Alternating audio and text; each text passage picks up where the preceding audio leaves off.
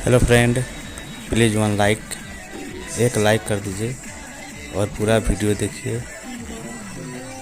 दूल्हे का डांस, ऐसा डांस पहले कभी नहीं देखे होंगे।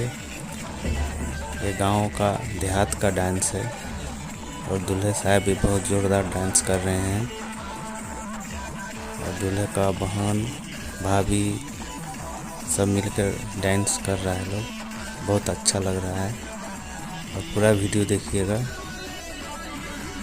क्योंकि ये भोजपुरी गाने के साथ डांस हो रहा है और भोजपुरी ऑर्केस्ट्रा का भी प्रोग्राम चल रहा है इस पे, और उसी के साथ सब नाच रहे हैं, डांस कर रहे हैं। यह मुजफ्फरपुर ज़िला से मोतिहारी बारात आने वाली है और ये वीडियो को शेयर कीजिएगा, कमेंट कर दीजिएगा और एक लाइक कर दीजिएगा और पूरा वीडियो देखिएगा अंत तक, अच्छा लगेगा।